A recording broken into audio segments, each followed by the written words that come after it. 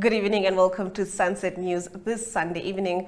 As always, we bring you news, community stories, economics, weather and sports. I am Glenora Shipura. And I am Yolanda Nell. Thank you so much for joining us on our very first Sunday of the year. It is the very first Sunday of the year. I can't believe it's 2024. It is. I can't wait to see what news will be unfolding this year, because 7 days in, we are already very, very busy. Exactly. And of course, and that's why we have Sunset News, to keep you updated. Getting into the news tonight, when awarding exploration rights, the Namibian Exploration Act requires success within 4 years. Otherwise, the exploration permit expires. At the end of October 2023, the Ministry of Mines and Energy renewed the entire petroleum exploration license, PEL 73 of Recon Africa, after 2 years. The claim to the East and West Kavango regions remain until the 29th of January 2026. Now, Recon Africa is betting on a successful restart in 2024. According to Yahoo Finance, the company is in the process of preparing a well field in each focus basin for drilling to begin at the end of the first quarter of 2024. An oil well in the Kavango Rift Basin and a gas well in the Damara Fault Belt. With the advantages and opportunities presented, Recon Africa continues to woo investors without whose money the exploration cannot take place. Now, in our second story, we are going a little bit to the south, and we are looking at the South African former Paralympic star, Oscar Pistorius, who was released on parole on Friday, nearly 11 years after murdering his girlfriend in a crime that shook the nation, long inured to violence against women. Let's look at the video. Nearly 11 years after he killed Reeva Steenkamp, his then-girlfriend, former Paralympic star Oscar Pistorius was released quietly from prison on Friday. Outside the prison facility, a vehicle drove off with a group of correctional services officers. It was not clear who was in the van. After completing more than half his sentence, a parole board in November decided he could be freed. On Friday, the country's prisons department confirmed the now 37-year-old Pistorius is on parole. His behavior will be closely monitored until his sentence expires in December 2029. He is expected to live at the home of his uncle, Arnold Pistorius, in a wealthy Pretoria suburb, according to local media. His early release came after a victim-offender mediation with Steenkamp's family under South Africa's restorative justice system. The program brings the parties affected by a crime together in order to find closure. In 2013, he shot and killed Reeva Steenkamp through a locked bathroom door. He has repeatedly said he mistook her for an intruder. In a statement shared by the Steenkamp family lawyer on Friday, Reeva's mother, June, said her only desire now was to be allowed to live in peace. I really think this is a court case that really shook the world, and everyone was constantly talking about it, and I can't believe it's been 11 years already. Honestly, 11 years, and I thought that this was just yesterday that this story broke out, and we were in the court as it unfolded, because the media was allowed, and to just think that it's been 11 years. But his probation period or parole has a lot of strict stuff he has to adhere to. He's not allowed to speak to the media, and he will be under house arrest until 2029. 2029? Yes. To be fair, I actually thought he was going to be in jail for a lot more years. Yes. I'm not going to lie. So I was shocked that he came out just after 11 years. Yeah. So I thought it was going to be maybe 15 minimum. But I thought a lot more years. So, but to hear that there's also strict conditions for his parole is also very interesting. In an interview with Reeva Steenkamp's mother, she said that they are serving the life sentence because it doesn't matter how many years he is behind bars, they will never get their daughter back. And that is very unfortunate. Very unfortunate. Well, moving on to our next story. To empower the EPACO community in Gobabis and promote access to healthy food, the World Food Programme grows vegetables at the EPACO clinic. The WFP aims to tackle the issue of malnutrition in this community of around 9,500 members with its project for integrated food systems. This is one way to empower members of the community who do not have access or money to buy healthy food in the formal sector. The initial development cost of the projects amounted to $20,000 out of a total of $100,000 financed by Brazil. To manage the project and training effectively, the WFP worked closely with the Namibian Association for Aspiring Farmers. I love this. I love the project the World Food Programme is doing, and I love that they're so passionate and so busy and active in Namibia. You know, I'm from the East, and I really do understand the issue of the malnutrition. People are not eating food that is nutritious. Do you know what I'm saying? They just eat what can make them full, but not necessarily nutritious food. And so there is that issue. So this initiative is very much needed. And just thinking how that can influence a child's performance, eating good food or healthy food that has a lot of nutrients, and it just helps them concentrate. And they can better their school performance like that. And so everything has this knock-on effect. By feeding people good food and healthy food, we can just strive to be a better society as a whole. I have a friend who told me, but she comes from, a disadvantaged background. And she says her little sister was in the hospital. They had to rush her to the hospital. And guess what the issue was? The child was just malnourished. That was it. Yo. Oh, that's sad. That is so sad. That is so sad. That brings us to the end of our news segment. In our community talk segment, we will look at the Super Tube in Henties Bay.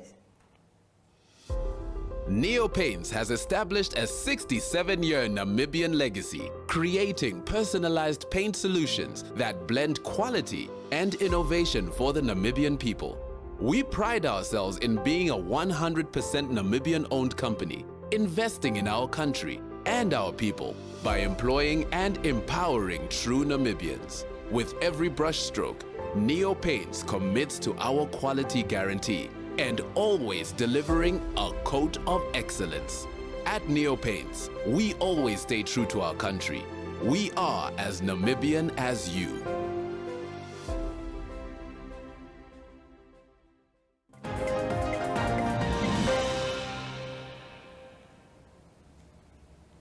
So I was working in the coastal area for the last 5 weeks. And when I was in Henties Bay, I spoke to Willie Stoeman, and he's the new face at the Super Tube. And it was such a good day to be out and about. Let's see what Willie had to say about the Super Tube. Kykers, ons gesels met Willie Stoeman. Hy is die nuwe gesig van die Super Tube hier in Henties Bay. Baie dankie vir jou tyd. Dit is 'n groot plesier, welkom dat jy 'n bietjie kom kuier het. Baie dankie. Vertel vir ons, wat kan ons alles hier doen? Want dit is nie net 'n Super Tube nie. Hier is 'n koffiewinkel, die musiek is lekker, dis rarig vir die families. Vertel vir ons 'n bietjie meer. Okay, ek gaan by die begin. So die nuwe eienaars is Tony Stein, en hierdie oom het hierdie jaar so hard gewerk. Dit wat julle hier sien, het hy alles met die hand gedoen en met soveel liefde. In 'n jaar. In 'n jaar. So hy het omtrent gewikkel hierso. En en hy wil net 'n plek skep waar mense kan ontspan en net 'n lekker dag kan hê. En en kyk wat het ons hierso. Is dit nie amazing nie? Dit is wonderlik. Ja. So wat ons hier aanbied, ons het 'n koffieshop. En so kinders kan swem, kinders kan hier so afgly, ma en pa sit by die koffieshop, drink 'n lekker cappuccino, geniet 'n stukkie koek. Of hulle kan, as nie lus is vir koek en tee nie, dan gaan hulle onder die tent gaan drink 'n biertjie of iets. So kom dan net, so die beachbar is daar.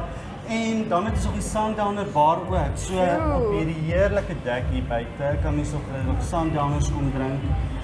So ek dink dit was die beste plan ooit gewees. En dit het Henties nodig, hoor. En hoe geniet jy jou nuwe rol hier? Dit is amazing. Dis by die see. Dit is so jy het al klaar 'n wenkombinasie daar. Exactly. Ek maak my cappuccinos by die see So ek is in 7th Heaven. Okay, koffiewinkel. Wat is op die spyskaart? Okay, ons het cappuccino's, ons het gewone koffies, ons het die heerlikste milkshakes. Ek soveel milkshake laat proe, jy moet dit proe. Ons het Milo, dan het ons hierso nog snoepwinkeltjie waar mens chippies kan koop en al die lekker dingetjies, jy weet, mos die kiddies hou mos van 'n sweetie Ja, of twee, 7000 snacks op 'n en dag. dan het ons nog, jy kan sien hier agter, dit is nog 'n hele geskenkewinkeltjie ook Okay. en speelgoed en juwele. So ja, hier is regtig ietsie vir almal. Oupa en ouma kan ook kom, die hele gesin kan kom. Now, Yolanda, I didn't know there was actually a super tube in Namibia. It looks like a lot of fun. I will be honest, I did not go down there because I'm scared of water. So I but would have definitely gone down there. I don't care how old I am. I'm still a kid at It heart. was really so much fun to see small children just Yeah. braving all of it and just doing it, going for it. I saw in the video they look like they're having so much fun. I mean, I'm definitely gonna, go with the family down there and have some fun. You know, it's a nice activity to do in Henties Bay. Obviously, when you are at the coast, you have to be so careful of when you go into the ocean, and you have to be careful of tides coming in, and you don't want to be swept in with the waves. So, so having an activity that's out and about in the sun, in water, a lot of fun. Lots and lots of fun. Moving on, in our economic news, we look at business news from the past week in Africa. We get into this after the break. Welcome to My.NA Cars, your ultimate destination for everything automotive. I am your host, Diana Master. Teamwork makes the dream work, right? Discover the latest models, innovative technologies, and expert insights from our passionate hosts. Learn essential maintenance tips and get exclusive behind-the-scenes access to the automotive industry. Don't miss My.NA Cars on NTV every Thursday at 2100 hours. Tune in and ignite your passion for automobiles.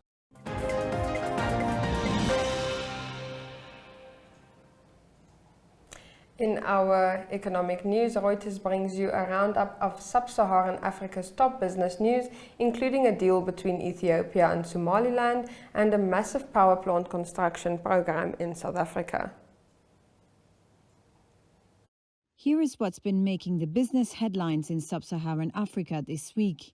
Somalia on Tuesday rejected a pact its breakaway region of Somaliland signed with Ethiopia, allowing it to use a major port with access to the Red Sea in return for recognition as an independent state, saying the agreement had no legal force. Somalia, which views Somaliland as a part of its territory, also summoned its ambassador to Ethiopia for deliberations over the agreement. Ghana's official creditors are scheduled to meet on Monday to discuss restructuring some $5.4 billion in loans to the country, three sources told Reuters. It's a key step needed to secure its next tranche of funding from the International Monetary Fund.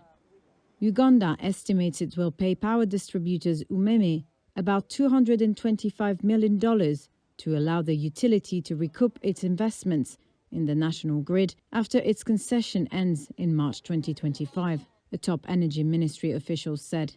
The Ugandan government declined the firm's request to extend its concession when it ends next year. The concession's terms required the government to pay Umeme all unrecovered capital investments when the agreement ends. France's Total Energies has hired former Prime Minister of Benin, Lionel Zinzu, to assess land purchases in Uganda and Tanzania as a part of the Tilenga oil and East African crude oil pipeline projects. Activist groups, led by Friends of the Earth France, are suing Total Energies over the projects, accusing it of failing to protect local people and the environment. Total Energies rejects the allegations. And finally, South Africa needs a massive power plant construction program to ensure adequate electricity supply up to 2050. A government planning document released on Thursday showed Africa's most industrialized economy has suffered power cuts for more than a decade, which have held back growth, reaching record levels last year, lasting up to 10 hours a day. Let's take a look at our economic indicators.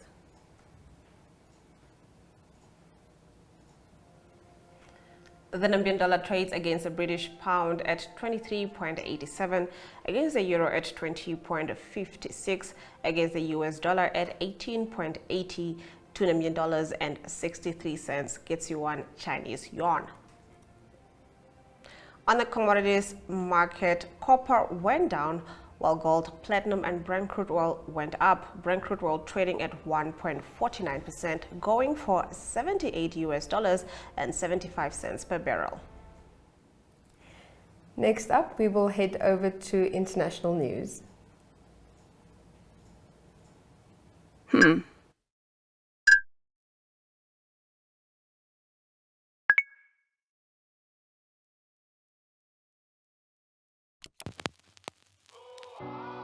eTicket, your online ticket solution for events and event marketing, bringing you ease of mind and making sure that your event gets out there.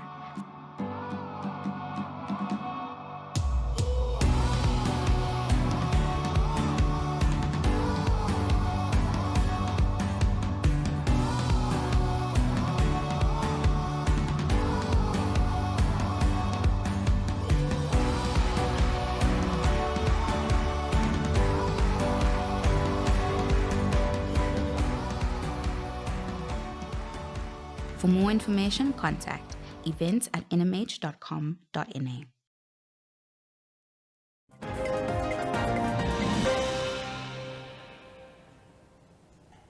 Getting into our international news, an Alaska Airlines plane heading to Southern California was forced to make an emergency landing after the plane's window blew out.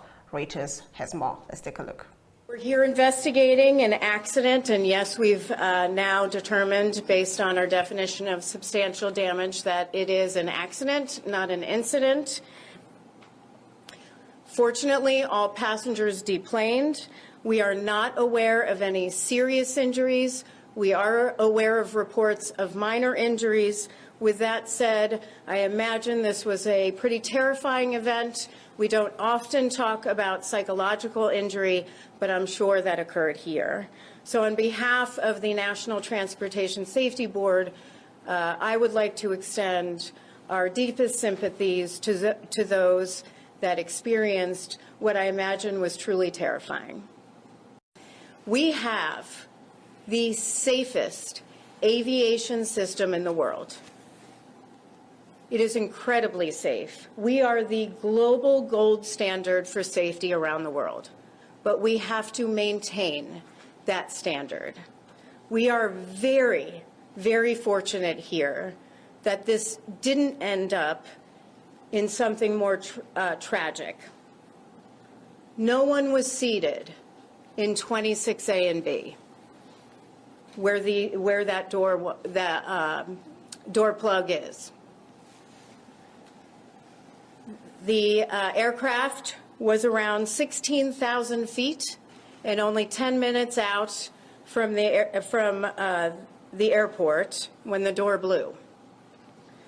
Fortunately, they were not at cruise altitude of 30,000 or 35,000 feet.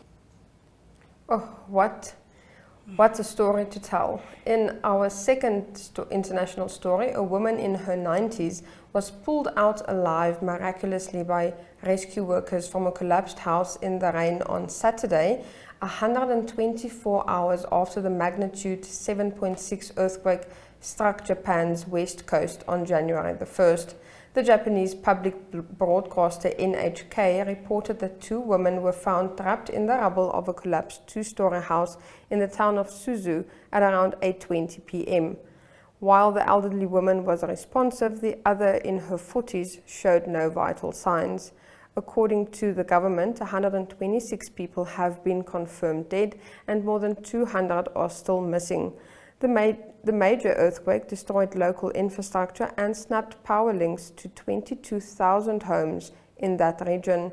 Rain hampered efforts to sift through rubble for survivors as more than 30,000 evacuees awaited aid.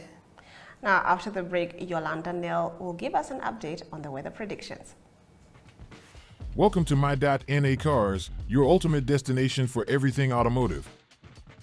I am your host, Diana Master. Teamwork makes the dream work, right? Discover the latest models, innovative technologies, and expert insights from our passionate hosts. Learn essential maintenance tips and get exclusive behind-the-scenes access to the automotive industry. Don't miss My.NA Cars on NTV every Thursday at 2100 hours. Tune in and ignite your passion for automobiles.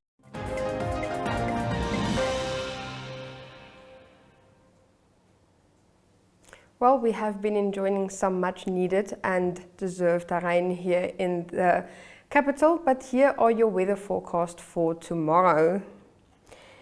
Sunny and very hot in the west interior of Namibia, otherwise partly cloudy and hot to very hot with a few to isolated thunder showers, but widespread thunder showers in the central north and Otjijonjupa regions. At the coast, it's partly cloudy to mild to warm with showers in the north. The wind is moderate northwesterly to fresh southwesterly. The sunrise in Windhoek will be 14 minutes past 6 tomorrow morning, and the sunset in Windhoek will be 41 minutes past 7 tomorrow afternoon. We will now take a quick break and then it's time for sports.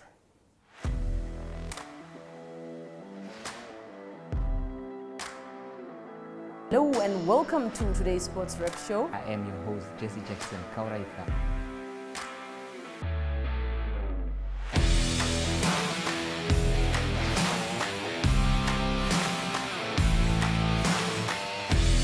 In replay, Namibia, who had won the toss for the first time on this tour. Good day everyone, time for international sports news, starting off with tennis news, both on the WTA for women's and